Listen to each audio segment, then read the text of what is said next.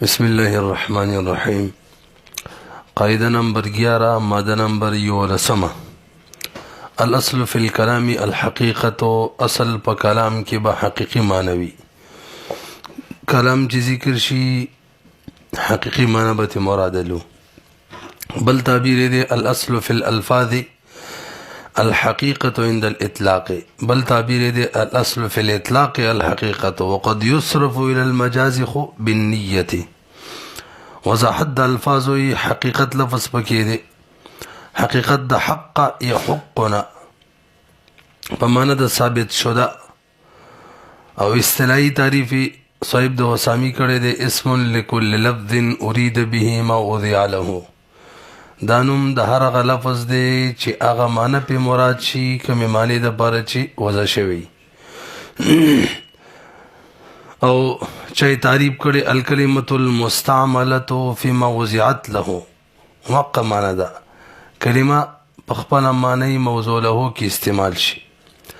ورپسې یو قید محشید حسامی دغه شان شارحین هم لګولې دي په اصطلاح التخاطب. د تخاطب په اصطلاح کې معنی ده په کوم اصطلاح کې چې د کوم معنی د بار وضع شوی او په دغه معنی کې چې استعمال شو بس حقیقت دی اگر چې په بل اصطلاح کې دغه معنی مجازي وي ونه رسیدلې لکه صلات د شریعت په اصطلاح کې مونږ د بار وضع شوی دی نو د شریعت په اصطلاح کې د فقه په کتابونو کې کچره صلات ذکر شي هم منځبت مراد وي اگر که د لغت په اصطلاح کی صلات چې دی دا دعا په معنا باندې حقیقت دی. تاسو را صحیح الته لیکلي شروحاتو کې چې حیثیت قید لګول ورسره ضروری دي نو دای حقیقی معنا ده من حيث اصطلاح الشرع دای حقیقی معنا ده من حيث اصطلاح اللغت دغه شان ورسره وي. دویم لفظ پکې مجاز دی اگر چې قاعده کې مجاز نشته لري خود حقیقت ضد دی نو بیانی د حقیقت بیان بغیر د مجاز د بیان نه کیږي نو مجاز خپل معنی د حسامی کې دویم لفظ دی د مجاز سره شته نه. مجاز خپل لغوي معنی ده د حد نه متجاوز کېدل. مجاز چې می کنه لفظ مجاز دام د خپل حقیقي معنی نه غیر د خپل موضوع له معنی نه غیر موضوع له معنی ته متجاوز دوی ځکه ته مجاز وي. او اصطلاحي تعریفي صاحب د وسامي کړي اسم لكل لفظ دا نوم د هر هغه لفظ دی یو جز اريد به غیر ما وضع له. په دې لفظ سره هغه معنی مراد شوی کمی د بار چې وضع شوی نوي غیر ما وضع له معنی پکې مراد شوی دوا ولی مراد شوی لاتصال بینهما د معنی حقیقی او معنی مجازی ترمنځ اتصال وی مناسبت وی. د اتصال به په دوه قسمه دي معنن او ذاتن. کله معنوي تور اتصال وی هغه د چې معنی د لفظي مجازي چې د متصلې د معنی د لفظ حقیقی سره په اتصال په یو قسم د اتصال مجاورت باندې او کله ذاتی توري او به مثال ول ذکر کړي د مانوي تور مثال چې سړی بهادر سړی تازمري وي دغه شان یو سړی کمقل سړی ته خر وي او ذاتی تور باندې لکه دا ذاتی تور یار غلط شم دا ذاتی تور دواړه مانوي تور ته موږ استعاره وایو رسو بیان راشي به مفهوم د چا ولدا سي تعریف کړي هو کل لفظ يستعمل في غير معناه الموضوع له لاجل مناسبه بين المعنى الموضوع له وبين المعنى غير الموضوع له بوجود قرينه تدل عليه. لاجل مناسبت دوی بین المعنى الموضوع له وبین المعنى غیر الموضوع دوړو منځ کې مناسبت وي موږ هلته ویل اتصال بوجود قرینه تدل علیه یو قرینه به موجوده ای چې دلالت به بدی کوي چې به دلته مجازي معنی مراد ده. هلته موږ وسامی کی کوم شروحات دي کوم محشین دي او دا خبره ذکر کړي د چې اصل دا د لفظ نه په حقيقي معنی مراد له ها که قرینه موجوده او په مجازي معنی باندې به مجازي معنی له ځکه اخیره کې وي بوجود قرینه تدل علیه او التدم ډېر مزیدار فرق کړی دی چې معنی حقيقي او معنی مجازي په دې پیژنې چې معنی حقيقي بغیر د قرینه مراد کیږي او معنی مجازي له مراد کیږي چې قرینه موجوده دا دوه منځ کې فرق هم دی بهرحال یو لفظ کته د خپل معنی موضوع له هونه علاوه په بل معنی کې استعماله هغه د بار دوه خبرې ضروری دي یو به د دوه معنی ترمنځ مناسبت وي او دویم قرینه به موجوده وي د غیر معنی موضوع له په مراد باندې مناسبت بم وي قرینه به موجوده وي مفهوم د قاعده واضح دی چې کلم یو متکلم کلام کوي که متکلم شارع وي که متکلم یو عقد کون کی وي که متکلم قسم کون کی وي نو کڅ قرینه په غیر موضوع له معنا معنی نه موجوده نو اصل دا چې معنی موضوع له به مراد وي یعنی حقيقي معنی به مراد ها کڅ قرینه موجوده و بده خبره چې معنی مجازي دی مراد شي یا حقيقي معنی چې دا معنی موضوع له هغه متعذر او متعثر او وغیرہ په دغه شان صورتونو کې به معنی مجازي مراد وي اوس مسله دا د یو خبر ور سره ذکر کړي بعض علما ویلي دا ماده چې الاصل فی الكلام الحقیقه اصل دا چې په کلام کې به حقيقي معنی مراد وي مجازي معنی د لپاره قرینه ضروری ده واذا اليقين لا يزول بشك نروته ده حقيقي معنی یقین دی او مجازي معنی شک دی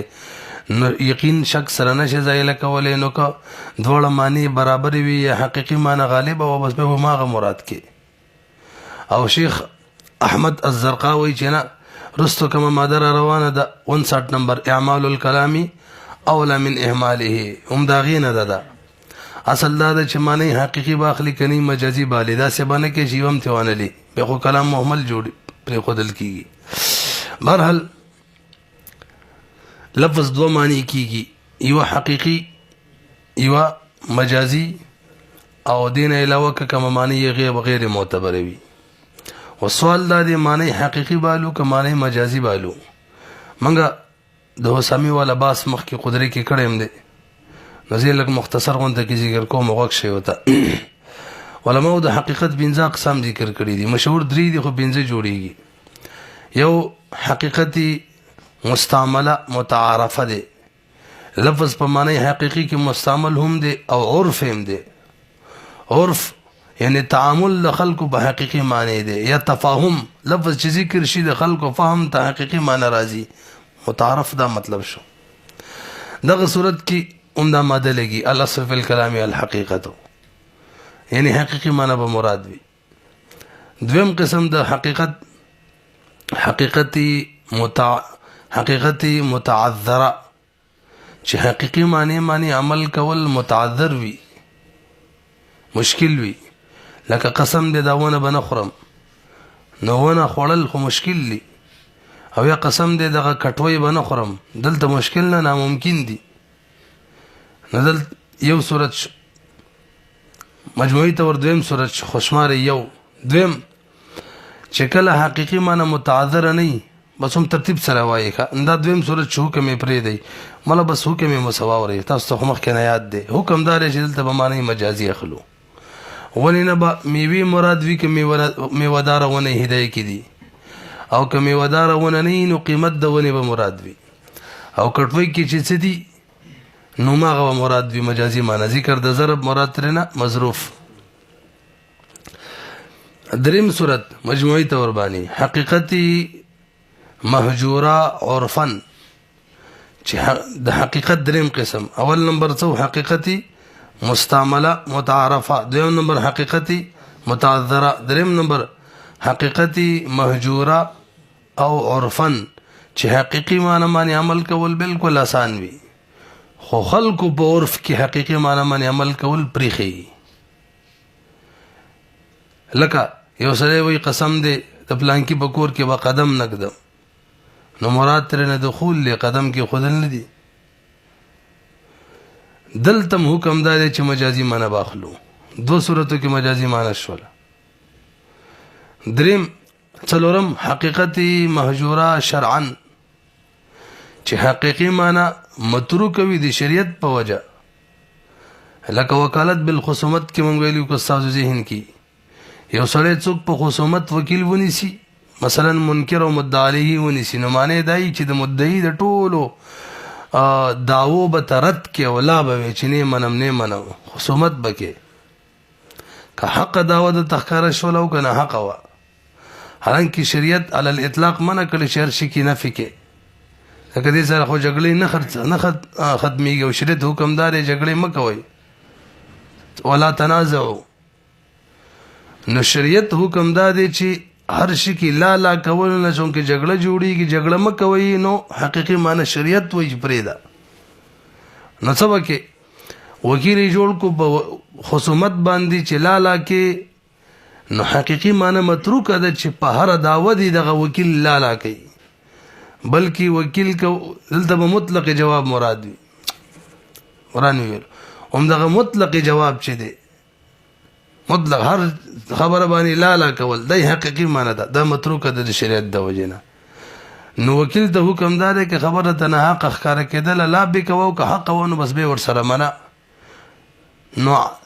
وکالت بالخصومت کې حقيقي معنی عام ده، مجازي معنی خاصه ده چې کوم حق او اغي کې نام کوه کنه حق ولا کوه، ذکر د عام د مراد تر نه خاص مجاز شو.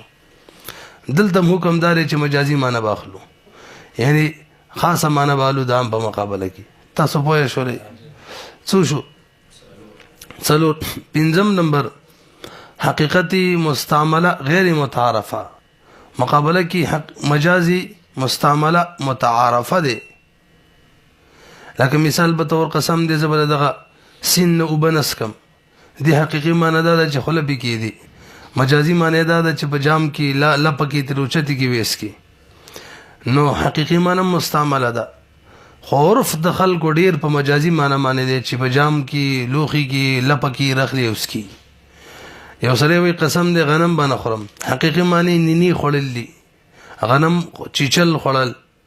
او اصطلاحي معنی د غیر روټي خړل دي. خود غنم او خوراک کې کوم عرف ته وګورو نینو په مقابله کې روټي استعمال زیات دي. نو مجازي معنی مستعمل هم ده او متعارف ده او حقيقي معنی صرف مستعمله ده. دی کې امام صاحب رائے ده چې حقيقي معنی باخلو او صاحبین و چې نه مجازي باخلو او د صاحبین رائے راجحه ده. لنډه دا د پنځه قسمه د حقیقت شو. حقیقت مستعمله متعارفه کې حقيقي معنی اخیستل،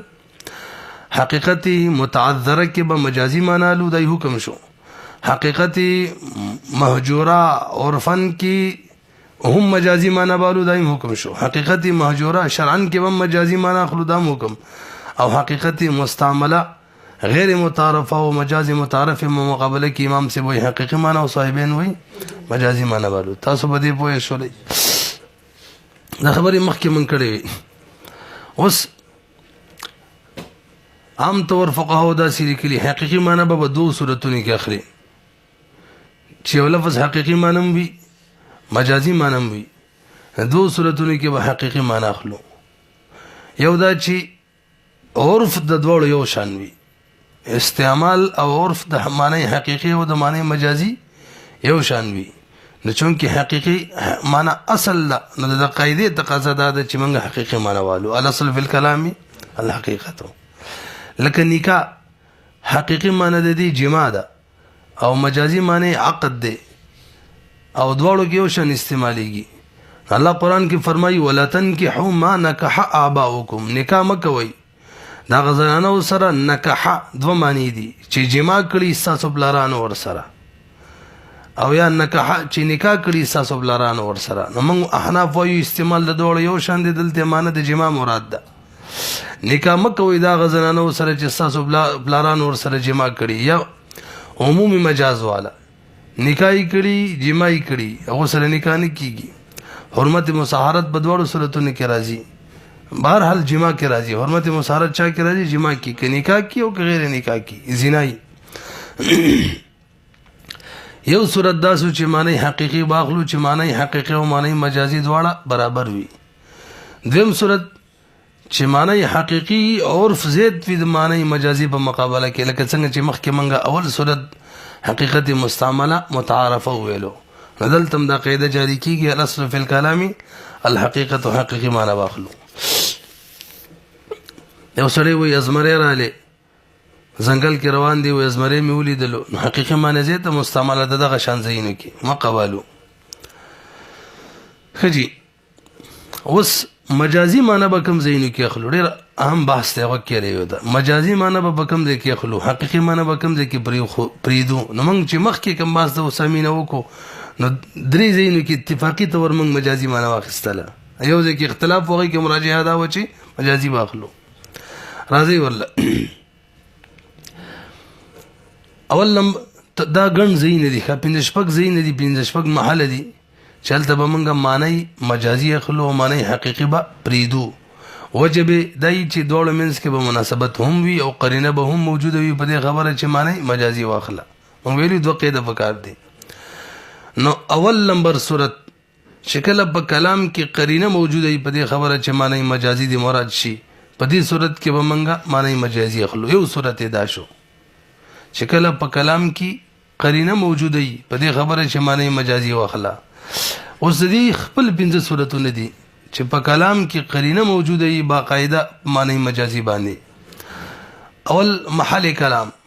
صاحب د وسامیم دا باس کړي پنځه صورتونه ذکر کړي دي. ثم جمله ما تترك به الحقيقه خمسه، مجموعه غزین چې حقيقي معنی پر خودل کېږي پنځه دي، خدا پنځه کم یادای چلته په مجازي معنی باندې قرینه موجوده وي، اگر چې حقيقي معنی متعذر نه هو قرینه په مجازي معنی موجوده وي. برحال دا پنځه زین دي. اول نمبر بکې محل کلام دی، دویم نمبر بکې غرض کلام دی. الته وسامی کې وي هغه معنی چې رجع متکلم ته کیږي غرض. دریم نمبر سیاق کلام چې کله دلالت کوي په مجازي معنی باندې. څلورم نمبر نفس کلام کله تقاضا د مجازي معنی کوي، او پنځم نمبر عرف او عادت کله تقاضا د مجازي معنی کوي. لنډه دا د منګ ول مجازي معنی باخلو باقي کې اول صورت کم یو دی چې کله په مجازي معنی باندې قرینه موجوده وي. بل دې څه صورت شو پنځه زر خونیم لګي پويږي کنه.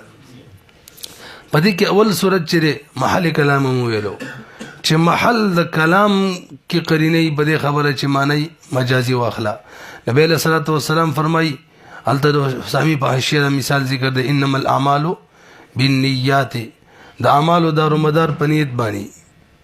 حالان کې موږ ډیر اعمال داسې کوو چې بغیر د نیت کېږي، سړی خو یې شراول ویږي وغیرہ، عمل دی بغیر د نیت وشو. نو که حقیقي معنی نو صادق المصدوق چې دی کنه هغه تنعوذ بالله د دروغ نسبت کیږي. دا څنګه خبره کړې ده؟ نو محل کلام تقاضا کوي د قرینه د چې مجازي معنی والا هغه دا چې انما ثواب الاعمال وغیرہ برو باسد، د اعمالو معنی ثواب ال ملاويږي چې نه دی کړی.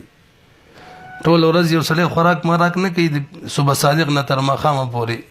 کله روزي نه تي ثواب ورته ملاويږي کني نه ملاويږي. دویم نمبر غرض کلام بدلاله المعنى يرجع الى المتكلم. الته دا څه تعبیر کړي چې موږ به د متکلم غرض ته ګورو، هغه معنی ته بګورو د کومې معنی رجع چې متکلم ته کیږي. او دا هدايه کې بار بار قدري کې مثالونه دي. موږ د اصول فقه کتابونو کې د مثالام ته ور ذکر کیږي. یو سړی بلته وي تعال تقدم يرا شما سره ناشته وکا، او ورته والله لا اتغدى، قسم په الله ناشته نکوم. الفاظ عام دي، د دې حقيقي معنی دا ده کله د سره ناشته وکي کلال شکور کی وکي کسباله کوي کلم کوي د دې هنش عام لفظ دی مطلق دی. خو متکلم چونکی هغه معنی چې رجع متکلم ته کیږي او غرض متکلم دا دی چې به د کمی نشته ته متره بل دغه په باره کې ما چې دا باندې خورم نو قرینه موجوده د غرض کلام. نو دلته به خاص معنی مراد شي، عام خاص معنی به مراد شي مجازي، عام معنی کما خپل معنی د حقيقي غو متروک شي. نو که ببل ځای کې نشته وکړه یا سباله د سره کوله یا د سره ببل ځای کې کوله حیوان بنا نس کی څو شو 2 دریم سیاق کلام سیاق ویل کېږي هغه قرینی لفظي د چې د لفظ نه پس ذکر وي او سباق چې د لفظ نه مخکې وي نو کله سیاق کلام تقاضا دا کوي چې معنی مجازي دی مراد شي یعنی قرینه وي هغه الله قرآن کې فرمایي فمن شاء فليؤمن ومن شاء فليكفر دینه معلومیږي چې الله په ایمان او مؤمن جوړېدل او کفر جوړېدل کې اختیار ورکړي حقيقي معنی دا ده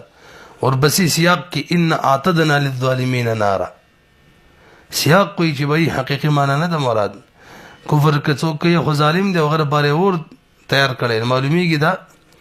اختیار ولا نه ده مراد دا خو تغلیظ دی دمکی ده وعید دی صاحب د اصول شاشي دا مثال د مخ کې د بار ذکر کړي بدلاله المعنى يرجع الى المتكلم کې متکلم محسن ذات دی او حکیم ذات دی حکیم ذات په بدو اعمال حکم نه کوي نو الله په کفر حکم نه کوي اختیار نه ور کوي بدلاله المعنى يرجع الى المتكلم تقاضا دا کوي چې دلته دی مجازي معنی مراد شي چې هغه تهدید دی درې څلورم نفس کلام کې کله قرینه یعنی د کلام کوم حروف دي کوم ماده ده کوم حروف او ماده د لغت په اعتبار سره تقاضا دا کوي چې بلانکه فرد حقيقي معنی دي د حقيقي معنی نه وځي دا قرینه وي لکه لحم دا د مې وخت تم ویلې کیږي نور تم ویلې کیږي قران کې الله فرمایي او الذي سخر البحر لتاكلوا منه لحما طريا لحم یو ته ویلې مې والته لحم ویلې خو کې اوسره قسم اخري قسم دې زبغه خانه خورم مې غي ته نه شاملېږي وجه سره لام حامیم دا کوم حروف دې د لغت په اعتبار سره دي کې کومه ماده ده حروف مادي هغه تقاضا د شدت کې التحام نه دي عرب وی التحم الحرب جنگ چې سخت شو ګرم شو نو سختواله پاغه وخه کې کوم کې چوي نه مای په وخه کې خو نه نه کې سختواله نشته ده نو لغت په اعتبار سره کم ماده د دې کلام کم حروف دي ا تقاضا کې دغه دي تیوزي او پاتې شلو عرفم دا لازمنګ چې څوک وي غوخه ونه خورم نو مایت نه مرزمنګ عرف دا جوړ لیکا نو د مای معنی پر خودل بنا بر عرفم دا ویم دی لفظ کې مای معنی نه د مراد دا بنا بر عرف هم دا پنځم نمبر عرف او عادت عرف او عادت کله قرینه جوړیږي بده خبره چې معنی مجازي به اخلو معنی حقيقي نه لکه یو سره قسم دی د پلانکی په کور کې به قدم نقدم نو مراد ترنه دخول وی داخلي کوم بنا نفس قدم کې خود نور بار دی نه داخل شي بل نه انس کیږي کله باندې اس کیږي چې کله داخل شي دغه مجازي معنی ته مراد ده تاسو په شولې برحال پنځمه قرینه شوله نو ما ویلو مجازي معنی به اخلو حقيقي معنی به پریدو د دې ګڼ صورتونه دي په کې اول صورت دا و چې کله قرینه موجوده په دې خبره چې معنی مجازي به اخلو او دغه څو صورت شو مجموعي تور 15 دویم نمبر چې حقيقي معنی کله متعذر وي به مجازي معنی اخلو مخکې مسامین کوم بیان وکړل نو هغه کې دا مثال هم ذکر کړلو لکه یو سره وی قسم به د دې دوه صورتونه دي ما ول دویم صورت چې الته به منګه مجازي معنی اخلو حقيقي معنی به پریدو حکم دي چې کله حقيقي معنی متعذر وي د دې دوه صورتونه دي اول صورت دا چې حقيقي معنی مراد کول د سره ممکن وینه ناممکني لکه یو سره وصیت وکي وصیت چې زما د مال دی وصیت د سی یو سره وقف کوي وقف چې زما د مال دی وقف شي زما په اولاد باندې نو اولاد حقيقي معنی سلبي اولاد دی او مجازي معنی اولاد ول اولاد دی او د دې سړي د سره اولاد وینه سلبي اولاد د سره وینه امړی ټول دلته حقيقي معنی مراد کول سره ممکن ده نو مجازي به مراد کو ما ویلو دویم صورت چې موږ به معنی مجازي اخلوغه کله ده چې حقيقي معنی عمل کول متعذر وي به دې څو صورت دي دوا یو دا چې حقيقي معنی عمل کول بالکل ناممکن وي دویم صورت چې حقيقي معنی عمل کول ممکن وي خو شریعت منع کړي دلته حقیقتي متعذر ده لکه مخکې وکالت بالخصومت کی ویله چې وکالت بالخصومت حقيقي معنی د مطلق جواب دا مخکې مطلق جواب ویلو د غلط شوی او حقيقي معنی د دې هغه خصومت د لا ویل دي لا ویل حقيقي معنی ده خو چونکی دینه جګړه جوړیږي او د الله حکم دی ولا تنازعوا جګړه بنو جوړوي نو حقيقي معنی به پریدو مطلق جواب به مراد شي مجازي معنی ده نو ګوري حقيقي معنی خاص لا ویل ما خپل چې مخکې مثال الټا ویلو هغه واپس ایکسپنج کوو که حقيقي معنی سره خاص لا ویل او مجازي معنی عام د کالاوي او کنام ویلي چې مطلق جواب دی خجی دو صورتونه یو دا چې په حقيقي مجازي معنی خستل معنی قرینه موجوده وي د صورت چې معنی حقيقي خستل متعذر وي دریم کله کله حقيقي معنی عمل کول شي متعثر وي متعثر مشقت پکې وي دې صورت کې به مجازي معنی اخلو قسم دې داونه بنه خورم نو ونی هغه تنه خړل ممکن دي خدای چې مشقت دې پکې نو معنی مجازي به مراد وي که میوه والی میوه به مراد وي او که غیر میوه والی نو قیمت به مراد وي څو شو درې څلورم نمبر چې کله حقيقي معنی مهجور وي عرفن الته من کم طرز د وسامین ذکر کړي وړ مزیدار وکړه چې حقيقي معنی مهجور وي عرفن د دې مثالو ما غدې کوم چې پنځه مقرنه کې عرف عادت والا تیر شو پلان کې بکور کې بقدم نقدم یا د غشان صلات کې عرف عام طور صلات منستوي دعا ولا کمانه ده حقيقي ابر خدل شوی ده خو د لغت په اعتبار سره یادو ما ده حقيقي معنی ده ابر خدل شوی ده کني د شریعت په اصطلاح کې خو دغه حقيقي معنی ده برحال آسان مثال یو ما غده چې پلان کې بکور کې با قدم نقدمه نو مراد تنه دخول دی څلور شو پنځم نمبر حقيقي معنی خستلو کې د یو اصل نقض لازميږي یو اصل پکې ماتيږي نه به اصل نه ماتو څنګه چې مخکې مونږ ویلو ظاهر معنی به عمل کوو خو شرط به ولدای چې ظاهر په وجه معنی وکم اصل نه ماتيږي نه ظاهر د حقیقت حقيقي معنی درجه زید نه زید تر ظاهر پورې دا سره لکه ظاهر معنی خستل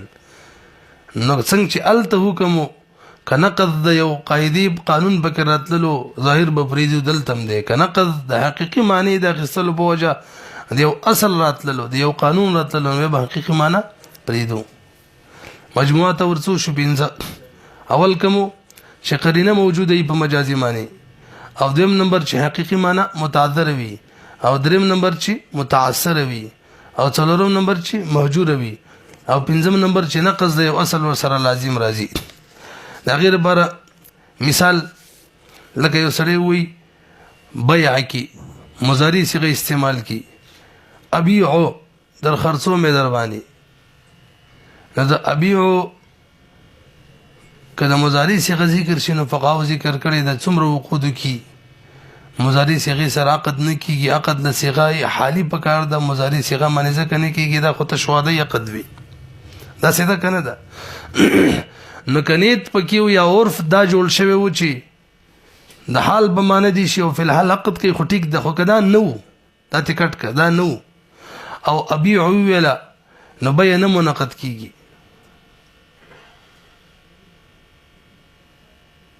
تاسو پیږي نو حقيقي معنی بیا ده صحیح خبره مونږ کړله کپوې شو دی به ګوره ابيعو فقهاو دا سری کلی دي چې د بيع د پاره د نکاح د پاره وسیغه حالي استعماله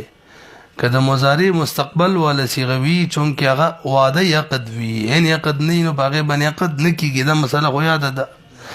او ابيعو د بيع لفظ په بيع کې حقیقت دی حقیقت خو د دقیق قیدی په وجه معنی حقيقي معنی متروکه ده خو دلته موږ څه ویل شي پنځم صورت کې څه ویل چې نقض وسره راځي نغې ته جوړو لغوک شي وته ابي او سره به کیږي حقيقي معنی دا چې به دې سره وشي خو داغه صورت یادو م چنيت پکې نه ویخه هغه صورت یادو م چې عرف کې دغه ابي او ولا صيغه حال په معنا باندې نه استعمالي کې دغه نه هټ کړی یادو م خبر باندې ګډ وډ نشي چنيت هم نوي او عرف هم نوی جوړ او څوک صيغه استعمال کړي د ابيعو حقيقي معنی دا دی چې به دی وشي خو دې حقيقي معنی خصلو کې نقض راځي دی یو اصل هغه دا دی چې د بای په ملک مبيع ده اصل دا دی چې بای په ملک ده او بدې لفظ سره دغه د ملک نوځي نو ملک ماتيږي ور سره دا نقض راځي یو نه صحیح کیو کله به صحیح کیږي چې نیت وکي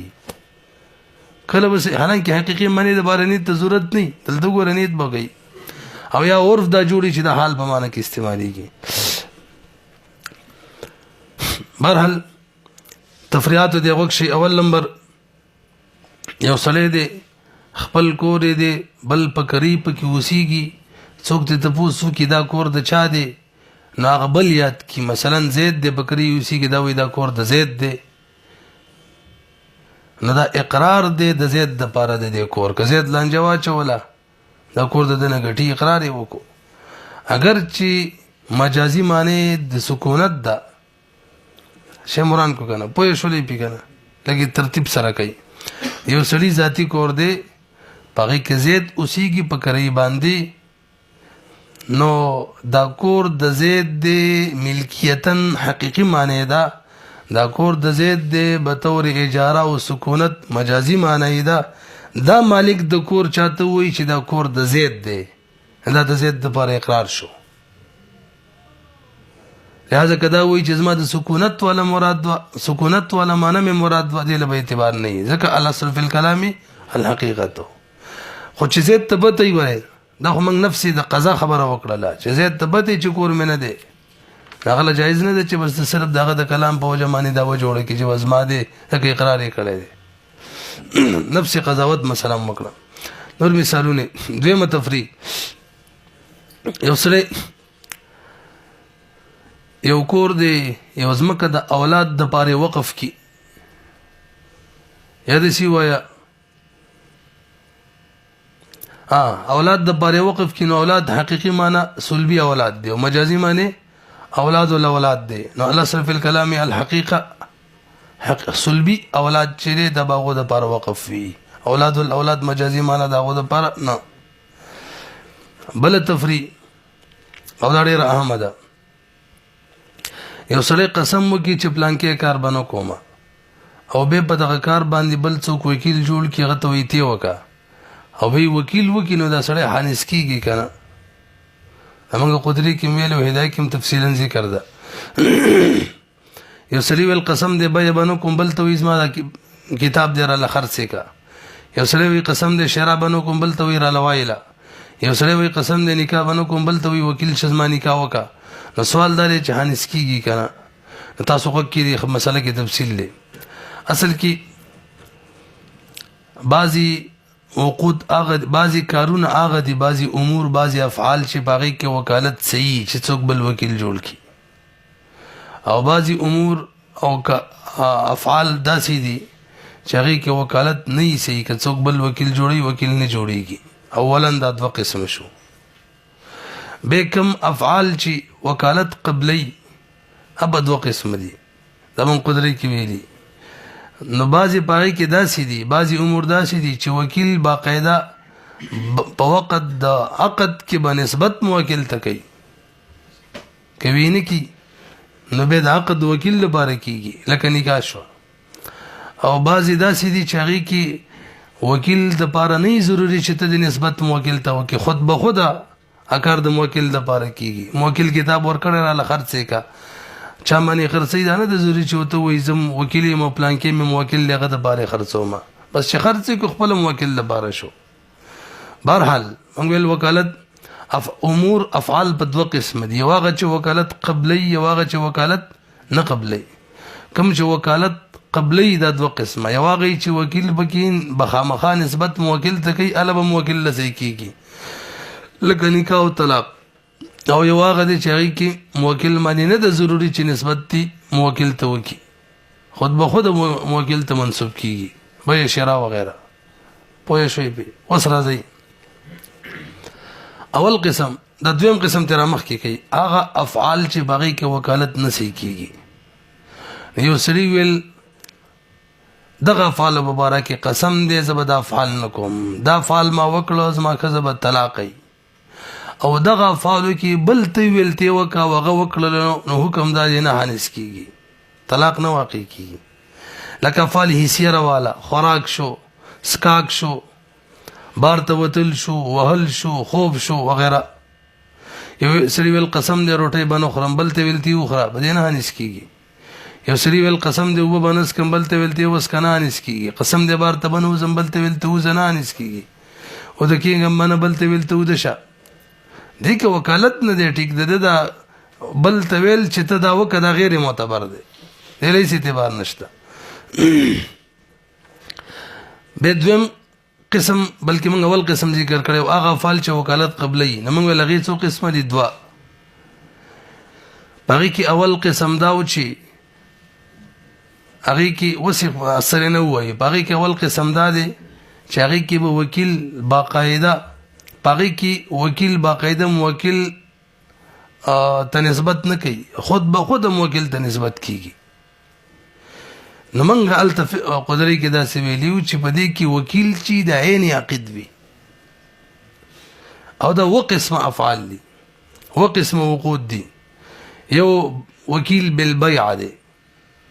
په دې کې وکیل چې کنه نسبت موکل ته نه کوي عین عقد وي عمده بای جوړيږي او حکم بای معنی موکل معنی لګي یعنی دغه شی خرڅيږي سامان مالکم مغه جوړيږي خود به خدا دویم وکیل بالشراء دی چې لکه پلان مال کتاب والا د پلان کې سره کم کتاب دی مال والا دا نه د ضروری چې مشتری ته وي پلان کې د پاره اخلم خو چې وای قصو خود به خود دغه د پاره شو دریم نمبر وکیل بالاجاره دی زما د کور دی چاله بکری ورکا څلورم نمبر وکیل بالاستئجار مال یو کور بکری ونیسا پنځم نمبر قسمت د مشترک شی دی او درې څلور کسانو یو ته وي زما د بار زما دي ملګرو سره تقسیم وکړه تقسیم چې کوي هم هغه د بار کیږي څو شو پنځه شپږم نمبر خصومت دی چا به داوا کړی د وکیل ونی ول زما د بار خصومت وکړه نو که ګټه کوله که بیلات کوله رجع به ټول وکیل ته کیږي نسبت نه لري ضروري اوم نمبر صلح د مال بالمال لکه کوم چې د بای په حکم کې لکه خیلمی صلح د مال بالمال لها ما جانزیب باندې د کور دا وکړه د استا کم کور دی د ازما دی د ماته ویل هو د لک روپۍ درواله او پریدا دې ته صلح مال بالمال وي او د په حکم د بای کې دا نو کما بل څوک وکیل جوړ کړو ته داوا وکاو به ورسره صلح په مالم وکا ناغه صلح بالمال ما دوا وکړه به می وکیل ونیولو نا وکیل ورسره صلح وکړه بالمال ادم د اغه نه دی چې په دې صورت کې نسبت موکل ته نه دی ضروري خود به خود کیږي تاسو په شولې په دې کې حکم دا دی کدی قسم افعالو کې سړی قسم وکړو نه کومه سړی طلاق واچو کوم کله خزه می طلاقه او به بل ته ویلته وکاو به هغه وکړل نو خزه طلاقيږي هانس کیږي قسم کنا ځکه په دې قسم افعالو کې وکیل چې خپل عقد وي عین عقد جوړوي نه خو نه دی کړای کنه هايدای کې دي کې چلې نه ته دا کړو چې نه خپل کومونه بل کوم به سیدا هايدای کې بل صورت هم ده بعض خلک دا سي چې هغه غټي مرتبه ولي بار بازار ته نه وځي عام طور باندې هغه کار په وکیلانو کوي چې هغه وای دا کار باندې کوم مرادي هم دای چې په وکیل نه کوم دا غیر خپل کوي نه نو مرادي هم د وکیل والی نه رسېږي لکه مثال په تور باندې مولانا صاحب دی هغه یې بزان له سپلای نه علامه خپل خو نه دی بل تویر الوایله مطلب څوک دغه ور سره مریدان وغیرہ ور سره هغه تویر الوایله بچو تویر الوایله خپل بازار ته نه وځي نو هغه ویل نو هغه مراد دام دی چې نه خپل علامه او نه په وکیل علامه نه وکیل معنی والی مهندس کیږي به هر حال دا وقسم افعال ذکر کړل دا دې کې اوسره قسم وکي دا افعال بنو کوم یا می کو کړه خزه می طلاق او به بل وکیل جوړ کی مهندس کیږي نه خزه طلاقي نه البته که بزان تشدید کوي نه ته دای چې نه خپل کوم نه په وکیل د دې نه تیم کړی بس ټیک ده به په دوړو صورتونو کې مهندس کیږي او یا سړی داسې سړی چې عام طور د خپل نه کوي په وکیل معنی کوي دا هدايه کې دی په دې پوه شولې. دویم قسم افعال هغه دي چې هغې کې به وکیل باقاعده موکل ته نسبت کوي که وي نه کي که نه، نو موکل لپاره د سره هغه کار صحیح کېږي نه. بیا الفاظ دیگر په دغه قسم افعالو کې په دغه قسم عقودو کې وکیل چې تش معبر وي، لکه نکاح شوله، لکه طلاق شولو رسې په دې معنی. نو په دې دواړو کې که یو سړی وي قسم د نکاح بنو کوم حکم یې دا دی، یا قسم د طلاق بنو کوم، څوک وکیل جوړ کړلو او وکیل وکړه هم د حانش شو، او که ومې کړه پلانکې ښځه به مې طلاق کوي نو هغه طلاقېږي. وجه هم دغه د موږ بیان کړه چې دې کې وکیل تش معبر وي ښه عین عقد دی، د حقوق رجع مکمل طور باندې موکل ته کېږي. نو وکیل باندې کول د چې دی لکه د خپله کول. حاصل دا چې افعال اولا په دوه قسمه، یو هغه چې وکالت قبلی، یو هغه چې وکالت نه قبلی. بیا چې وکالت قبلی دوه قسمه، یو هغه دی چې هغې کې وکیل به موکل ته وکیل دپاره نه د ضروري چې موکل ته نسبت وکړي، د خپله کېږي او پکې وکیل عین عقد وي. او دویم قسم هغه دی چې ضروري دی چې وکیل نسبت موکل ته وکړي، وکیل پکې تش معبري. نو مجموعي طور 8 صورتونه دي چې هغې کې که په وکیل باندې وکړي مهانس کېږي. یو هغه صورت دی، هغه افعال هغه امور دي چې هلته وکالت، هغه امور افعال وکالت نه قبلوي، او هغه دي چې هغې کې وکیل دپاره نه د ضروري چې موکل ته نسبت وکړي، او هغه دي چې هغې کې وکیل عین عقد وي، نو په دې کې نه حانس کېږي. د دې نه علاوه کوم افعال دي داسې وایي، دا په 3 نمبر کې رال چې هغې کې یو څه ویل قسم دی نه به کومه، او به بل څوک وکیل جوړ کړلو او ویې کړل حانس کېږي به. نو اوس واورئ د دې اخري دپاره به داسې وایو، داسې افعال چې وکالت قبلی یو، او دا پکې ضروري چې وکیل به موکل ته نسبت کوي، وکیل تش معبر وي. دې قسم افعالو کې که یو سړي ویل قسم دی نه کوم او به بل ته ویل تېره له وکړه، نو بیا به حانس کېږي. ښه جي، یو سړي داسې وصیت وکړلو چې زما دا مال دی زما اولاد الاولاد ته ورکوي. دې حقیقي معنی د اولاد اولاد دی، نو اولاد لور ته هم وایي زوی ته هم وایي، او به د زوی او لور چونکې اولاد دي د هغې اولاد لور او زوی دواړه دي، د هر یو. نو حکم به دی چې د زوی طرفه 900 تم شو او د لور طرفه 900 تم شو، که هغه هلکان یو که جینکۍ. یو سړي قسم وخوړلو، قسم دی د ماسپښین مونځ به نه کومه. نو ماسپښین مونځ حقیقي معنی پوره 4 رکاته دي، که یو رکات نیمې وکړلو نه حانس کېږي تر څو چې پوره 4 رکاته نه یې کړي.